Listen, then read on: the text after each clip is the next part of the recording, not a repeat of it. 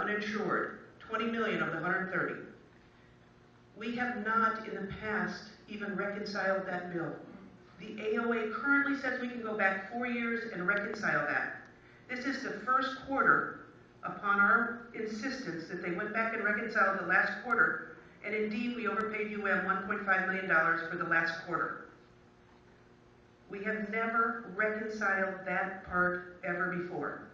We give UM $4 million for Bascom Palmer, the best eye hospital in the country. We're not trying to criticize their care, we're trying to hold them accountable. Do we actually give $4 million worth of care? No one knows. It's never been reconciled. So this is truly just money that the caregivers at Jackson put to an expert to do the due diligence that has never been done, and we want to give this document to you when you were going to be asked in the near future to vote on that AOA.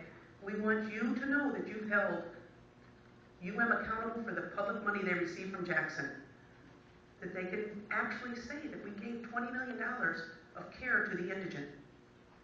And they bill for those patients. They have that data. We just have never held them accountable to do that. So this is a very intense document. There's no way I can go over it all with you. I'm leaving it for you to study. If there's questions, certainly Dwayne Fitch from our Fitch Healthcare will be available. I'm sorry he's not in town this week to be here for this presentation. But you know, I think we can settle the contract, get on with making Jackson sustainable. I think the partnership with labor and the partnership with UM are the two biggest money items on the table, and we're willing to do our part. We need UM to be held accountable, and we want to get on with making Jackson sustainable for the next 90 years. Thank you. Thank you, Martha. I think that's everybody's goal. For the sake that we may be losing Senator Soto, let's try to make our questions brief. Commissioner Jordan, you recognize? Thank you, Mr. Chair. I don't see the attorney here from Jackson. I thought, didn't the AOA already come before us? If I may, Commissioner Jordan, yeah, I can answer that question for you. That attorney, Ms. Coleman, I believe you're speaking of, is no longer with our office or with Jackson. Those duties have been rolled over to myself. My understanding is that there was a draft, many drafts that Ms. Coleman had worked on with the administration, and that they had not finalized all the business terms.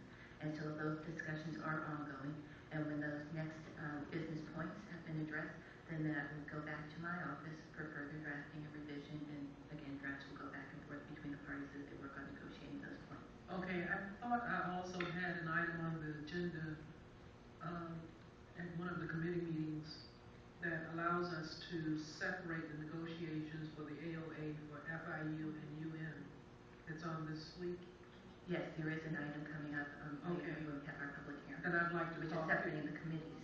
I'd like to speak to you about amending what should go into the into both agreements that would include the accountability that Martha is talking about. All right, thank you.